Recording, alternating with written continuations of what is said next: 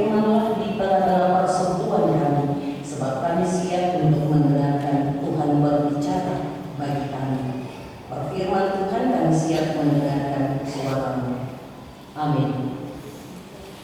Roma pasal 5 ayat 12 hingga ayatnya yang ke-21 dengan judul pembacaan Adam dan Kristus.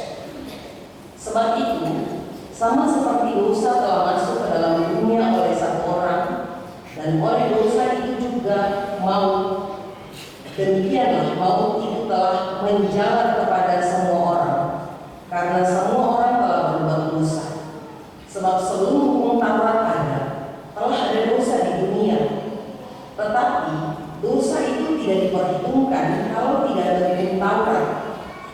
Sungguh pun demikian, maut telah berkuasa dari zaman Adam sampai kepada zaman Musa juga atas mereka yang tidak berbuat dosa dengan cara yang sama seperti yang telah dibuat oleh Adam, yang adalah gambaran Dia yang akan datang. Tetapi karunia Allah tidaklah sama dengan pelanggaran Adam, sebab jika karena pelanggaran satu orang semua orang telah jatuh di dalam kuasa maut, jauh lebih besar lagi kasih karunia Allah dan karunia-Nya yang dilimpahkannya atas semua orang karena satu orang, yaitu Yesus Kristus. Dan kasih karunia tidak bertimbangan dengan dosa satu orang, sebab penghakiman atas satu pelanggaran itu telah mengakibatkan penghukuman, tetapi penganugerahan karunia atas banyak pelanggaran itu mengakibatkan pembenaran. Sebab jika oleh dosa satu orang maut telah berkuasa oleh satu orang itu, maka lebih benar lagi mereka yang telah menerima kelimpahan kasih karunia dan anugerah kebenaran akan hidup dan berkuasa oleh karena satu orang itu, yaitu Yesus Kristus. Sebab itu, sama seperti oleh satu pelanggaran semua orang beroleh penghukuman, demikian pula oleh satu perbuatan kebenaran semua orang beroleh pembenaran untuk hidup. Jadi sama seperti oleh ketidaktaatan satu orang semua orang telah menjadi orang berdosa, demikian pula oleh ketaatan satu orang semua orang menjadi orang benar. Tetapi hukum Taurat ditambahkan supaya pelanggaran menjadi semakin banyak, dan di mana dosa bertambah banyak, di sana kasih karunia menjadi berlimpah-limpah, supaya sama seperti dosa berkuasa dalam hal maut, demikian kasih karunia akan berkuasa oleh kebenaran untuk hidup yang kekal oleh Yesus Kristus Tuhan kita. Demikian cobaan yang firman Tuhan. Berbahagialah setiap kita yang tidak hanya mendengar, tetapi mau memelihara firman dalam kehidupan tiap-tiap hari. Bapak Ibu, persekutuan jemaat yang Tuhan Yesus Kristus kasihi, dari Roma 5 ayat 12 sampai 21 kita diberikan tema yang kali ini agak sedikit panjang. Dosa dan maut tidak seimbang dengan kasih karunia Allah di dalam Tuhan Yesus Kristus. Bapak Ibu Saudara yang Tuhan Yesus Kristus kasihi, kalau kau beli Alkitab atau pegang Alkitab, biasanya di bagian belakang itu ada peta ya. Di semua Alkitab di bagian belakang itu ada peta. Orang jarang membuka peta itu untuk melihat, sebab itu hanya buka untuk baca ayat-ayat firman, dan kita tidak. Jarang sekali orang menoleh ke belakang untuk melihat peta yang ada di belakang. Dari gambaran peta yang ada di belakang bagian belakang Alkitab itu, dia memberikan gambaran bahwa Laut Mati berada pada 3 wilayah pemerintahan: Israel, Yordania, dan Palestina. Sebelumnya dia bukan laut, dia danau, tetapi dia disebut Laut Mati karena di sana tidak terdapat kehidupan normal seperti ikan, tumbuhan, air, dan hewan, tidak ada. Makanya dan itu rasa juga asin,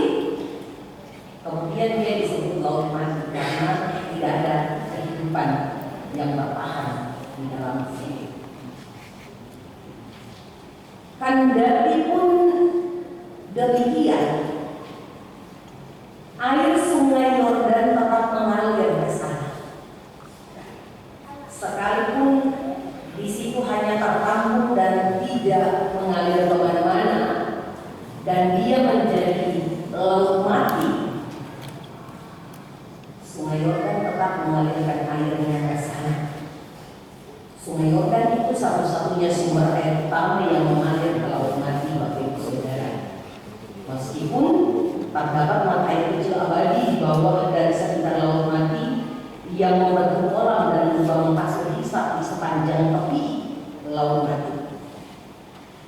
Saya mengangkat ini mau memberikan gambaran kepada Bapak Ibu Saudara dan kita semua bahwa kasih karunia Allah itu seperti sungai Yordan yang tetap mengalir meskipun nantinya bermuara ke laut mati dan tidak menghasilkan kehidupan. Tetapi anugerah Allah akan tetap mengalir dan tidak akan pernah berhenti mengalir dalam kehidupan manusia yang berdosa. Bapak Ibu Saudara, kehidupan kita sebagai manusia ini penuh dengan dosa. Asal muasal dosa di dunia ini bermula dari keinginan manusia yang pertama, Adam dan Hawa. Mereka mau menjadi sama dengan Allah. Mereka tidak taat, ya. Mereka tidak taat, tidak mau mendengar perintah. Dan akhirnya semua orang dalam dunia ini itu semua berasal dari nenek moyang yang sama, Adam dan Hawa, yang juga kemudian memiliki kehidupan berdosa. Nah, Bapak Ibu, jemaat fakta di dalam pembacaan ini mengingatkan kita semua bahwa kita mewarisi derajat yang sama sebagai manusia karena berasal dari Adam. Kita mewarisi sifat dosa yang membuat kita terbelenggu oleh dosa dan maut. Bersama dengan Adam, semua manusia terseret ke dalam dosa dan terancam maut dan kebinasaan kekal. Satu tindakan ketidaktaatan cukup untuk membuat seluruh manusia terbelenggu dosa dan menjadi terdakwa di hadapan Allah.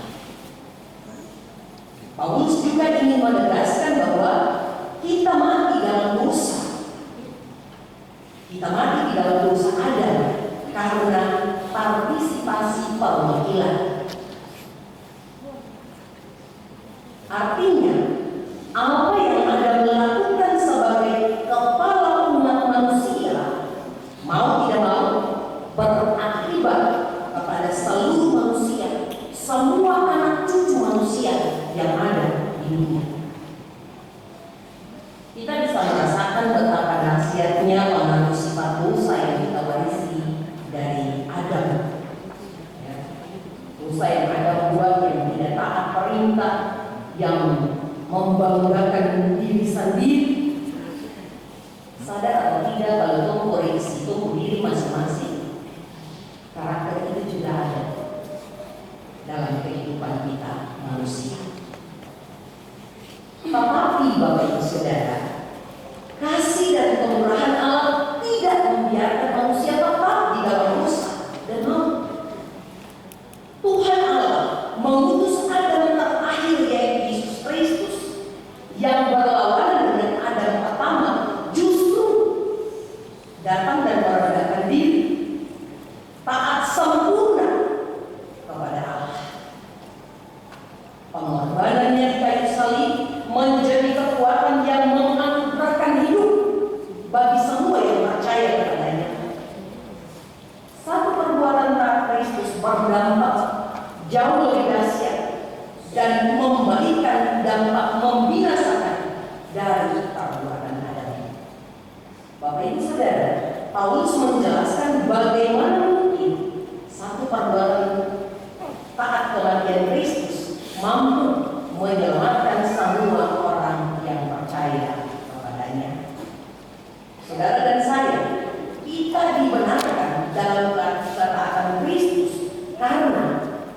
partisipasi iman. Saya mau bilang untuk Bapak Ibu Saudara dari bagian ini bahwa siapapun yang datang memberitakan firman, siapapun yang bertugas sebagai majelis jemaat, siapapun hamba Tuhan yang datang menghampiri pintu rumah saudara, dia tidak menjamin keselamatan saudara jika imanmu sendiri tidak ada untuk Kristus. Yesus yang bilang, imanmu yang menyelamatkan engkau. Bapak rajin sembahyang, mama rajin sembahyang, dan tentu anak dia bisa masuk surga. Kenapa? Orang tua punya tugas hanya mendidik, mengarahkan anak bertumbuh di dalam Kristus. Sisanya, lebihnya, anak itu mau masuk surga atau masuk neraka, pilihan dia sendiri. Sama, pelayan datang juga hanya menunjukkan jalan.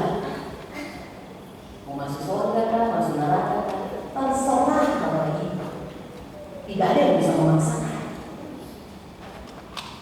Tapi ingat, kasih karunia Allah itu lebih besar. Dia bahkan memberikan kesempatan kedua kepada banyak orang. Ada orang yang sudah koma sampai mau meninggal, tapi ini pengalaman imannya Bapak Ibu. Pokoknya sudah inilah, dokter sudah di ICU, dokter sudah keluar kumpul untuk siap-siap lah itu. Tiba-tiba Bapak dia bangun, lalu dia bilang untuk itu bahwa saya ada marah pendeta, saya minta tolong kamu panggil pendeta, dia datang baru dan doa ke saya kan.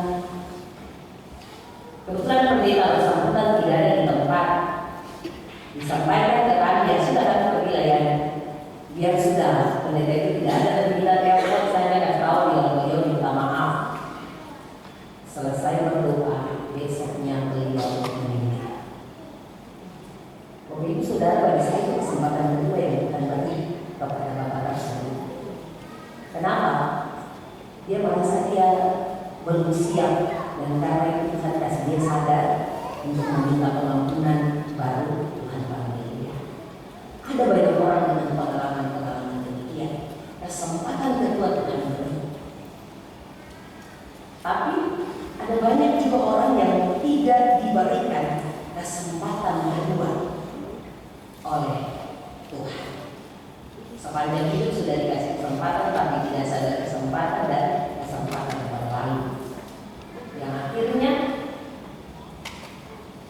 pergi dengan belum meminta maaf kepada Tuhan. Bapak Ibu Saudara yang Tuhan Yesus Kristus kasihi, Paulus menjelaskan tentang bagaimana Kristus dalam ketaatan itu menjadi pemberi keselamatan dalam anugerah kasih karunia kepada manusia. Sebetulnya kehendak Allah begitu berat untuk dilakukan oleh Yesus. Kita minggu sebelum kebangkitan belajar sampai di Yesus berdoa di taman Getsemani dan bangunnya seperti ditinggal. Apa yang Yesus bilang? Ya Bapa, jika boleh, cawan ini lalu daripadaku. Sebetulnya sebagai manusia itu berat untuk Yesus. Tapi karena kasih yang lebih besar dari tantangan pergumulan beratnya kematian, dia bersedia taat demi saudara dan saya. Kristus lebih mengutamakan kehendak Allah diberlakukan dalam kehidupannya, walaupun harus mengorbankan nyawa, tetapi dampaknya luar biasa. Bapak Ibu Saudara, kematian dan kebangkitan Kristus memang berpotensi menyelamatkan, tetapi dia harus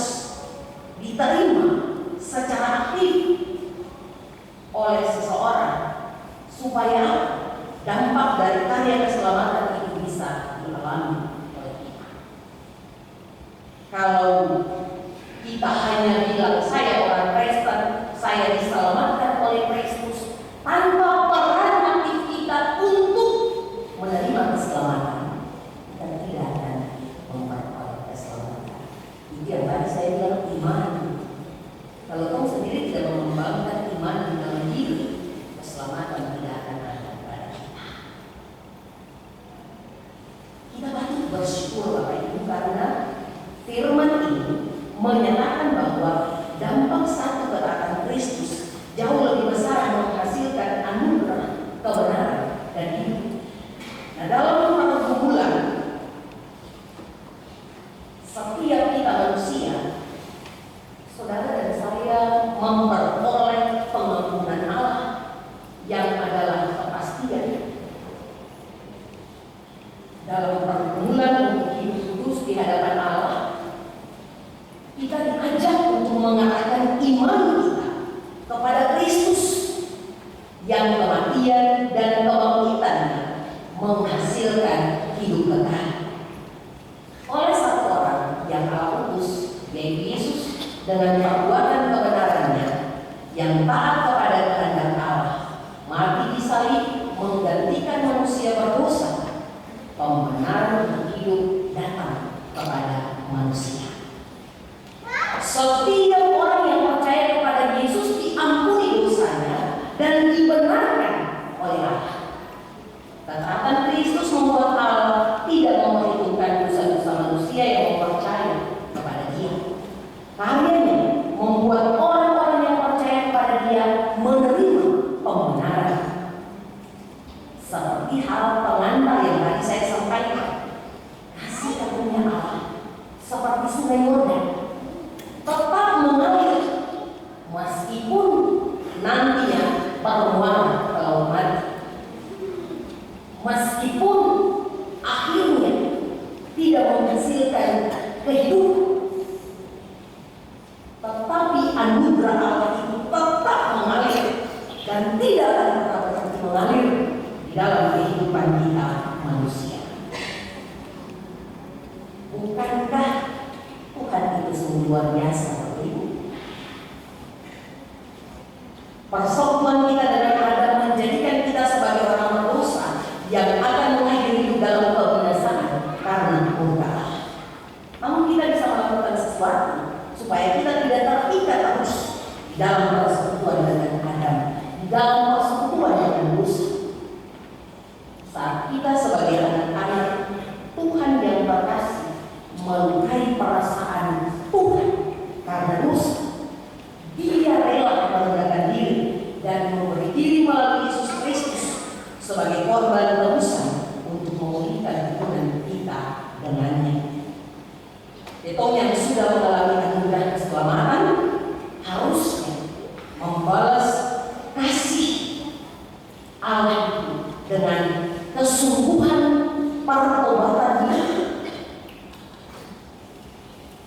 Saudara dan saya dapat memutuskan supaya terikat dengan Kristus atau memutuskan untuk tetap terikat dengan dosa. Bapak Ibu Saudara yang Tuhan Yesus Kristus kasih, persekutuan yang harusnya kita bentuk dengan Allah memungkinkan kita memiliki keselamatan dan hidup kekal karena kasih karunia Kristus yang tercurah bagi kita. Kalau begitu, apa yang harus kita lakukan? Pertama, jangan bermain-main dengan dosa.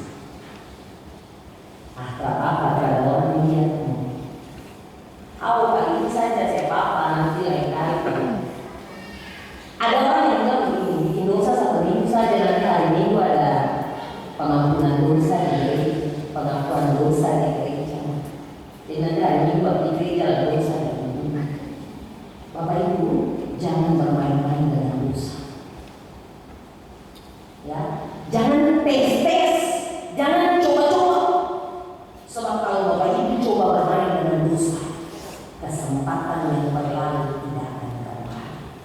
Hari ini berbuat dosa, bila nanti hari Minggu baru dengan buat dosa dan pengampunan dari anugerah. Syukur kalau hidup sampai hari Minggu. Kalau belum hari Minggu Tuhan sepanggil, baru minta ampun. Iya dong. Akhirnya mati sombong sombayang orang tua diampun bilang. Ingat Bapak Ibu Saudara, pertama yang harus dibuat, jangan bermain-main dengan dosa. Tahu itu salah, tahu itu dosa, jangan bikin. Jangan tes-tes. Sebab kalau tes-tes, nanti dia rusak. Karena nanti dosa sedikit, nanti ada orang yang gitu jadi. Besok akan meningkat, tambah sedikit lagi. Besok tambah sedikit lagi. Besok 1 jingkar, besok 1 depak. Lama-lama dosa besar. Rasa mau bilang dosa kecil, dosa besar, upahnya mau. Jadi kalau itu manusia ukur dosa kecil, dosa besar, pada Tuhan tidak. Semua dosa upahnya sama, mau. Karena saya ingatkan kepada kita, jangan main-main dengan dosa. Mungkin saudara dan saya itu manusia terbatas. Kita masih bisa jatuh di dalam dosa. Tapi ketika sudah jatuh di dalam dosa, jangan tinggal lagi di situ. Jangan seperti hewan yang terjebak di jebakan yang dibuat, perangkap yang dibuat. Lalu karena terperangkap di situ, utara bisa lepas. Kehadiran Kristus yang kita undang menguasai hati kita akan menolong kita untuk menang dari dosa. Hal yang kedua Bapak Ibu, yang harus kita lakukan adalah beritakan kasih Allah melalui Kristus kepada orang-orang di sekitar kita. Kadang-kadang kita berpikir yang penting strategis, yang penting saya prabowo marah dari orang, yang penting saya tidak begini, tidak begitu. Terserah, ya sana mau. Bapak Ibu jangan. Kita punya tugas yang sama dengan rasul-rasul yang dititipkan oleh Yesus. Beritakan Injil kepada orang lain. Saudara dan saya punya tugas yang sama. Kadang-kadang mau berpikir yang tugas memberitakan firman itu pendeta, penatua, jemaat, bandar pelayan musuh biasanya di mana ya? Ya. Kadang-kadang mau pikir hanya itu saya tugas. Baru tahun lain.